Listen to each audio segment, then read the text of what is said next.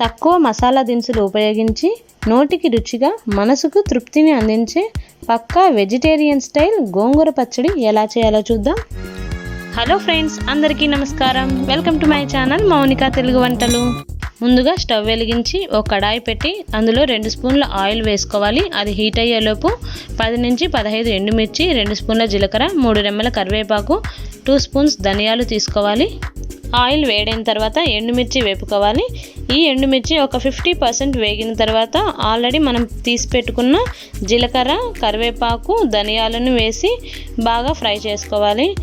మీరు ఇక్కడ అబ్జర్వ్ చేస్తున్నట్టయితే ఎండుమిర్చి బాగా వేగింది కదా. ఇప్పుడు స్టవ్ ఆఫ్ చేసుకొని కడాయి కిందికి దించిన తర్వాత జస్ట్ 1 minute to 30 seconds ఇలా తిప్పిన తర్వాత ఒక ప్లేట్లోకి ట్రాన్స్ఫర్ చేసుకోవాలి. ఇలా ట్రాన్స్ఫర్ చేసుకోవడం వల్ల ఎండుమిర్చి అనేది మాడకుండా అలాగే ఉంటుంది ఫ్రెండ్స్. ఆల్రెడీ ఎండుమిర్చి వేపిన కడాయిలో 1 స్పూన్ ఆయిల్ వేసి శుభ్రంగా ఒక్కసారి లేదా 2 సార్లు మాత్రమే కడిగిన గోంగూరను వేసుకోవాలి.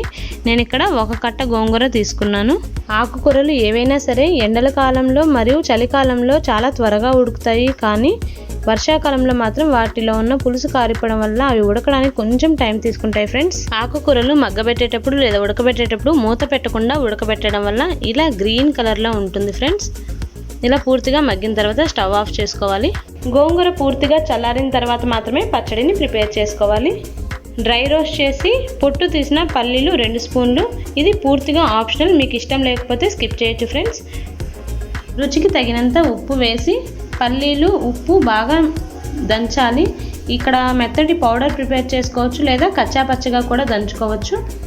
10 నిమిషాలు నానబెట్టిన చింతపండు కొంచెం వేసుకోవాలి. గోంగూర ఆల్రెడీ కొంచెం పుల్లగా ఉంటుంది కాబట్టి కొంచెం మాత్రమే వేసుకోవాలి. పులుపు ఎక్కువగా ఇష్టపడే వాళ్ళైతే ఇంకొంచెం చింతపండు వేసుకోవచ్చు. ఇప్పుడు ఆల్రెడీ వేపిన ఎండుమిర్చి చల్లారిన తర్వాత మాత్రమే ఇలా వేసి మెత్తటి పౌడర్లా దంచుకోవాలి. మీకు మెత్తటి పౌడర్లా ఇష్టం లేకపోతే కచ్చా పచ్చగా కూడా దంచుకోవచ్చు.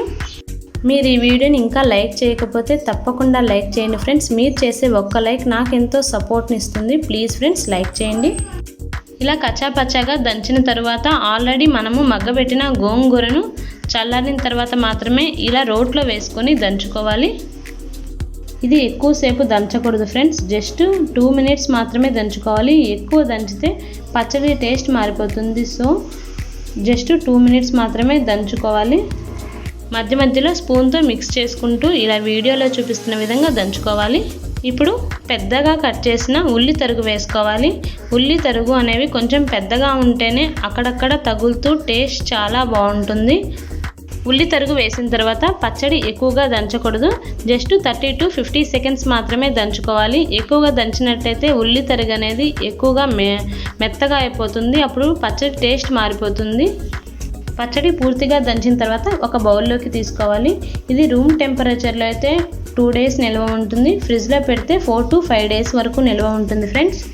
గోంగూర పచ్చడి మరీ గట్టిగా అనిపిస్తే దంచేటప్పుడు కొంచెం వాటర్ వేసుకొని దంచుకోవచ్చు. ఈ గోంగూర పచ్చడి పులావ్, చపాతీ, రోటీ, రైస్ దేనిలోకైనా సరే పర్ఫెక్ట్గా చాలా చాలా టేస్టీగా ఉంటుంది. ఇక్కడ నేను వేసిన ఉప్పు కారం పర్ఫెక్ట్గా సరిపోయింది. చూసారు కదా ఫ్రెండ్స్, పక్కా వెజిటేరియన్ స్టైల్ గోంగూర పచ్చడి చాలా చాలా టేస్టీగా ఉంటుంది. మీకు నచ్చిందా అయితే ఒక లైక్ చేయండి, మీ ఫ్రెండ్స్కి, రిలేటివ్స్కి ఫార్వర్డ్ చేయండి. మరిన్ని మంచి వీడియోల కోసం నా ఛానల్ని సబ్స్క్రైబ్ చేసి పక్కన బెల్ సింబల్ ఉంటుంది, దాన్ని కూడా ప్రెస్ చేయండి. Thanks for watching. బాయ్.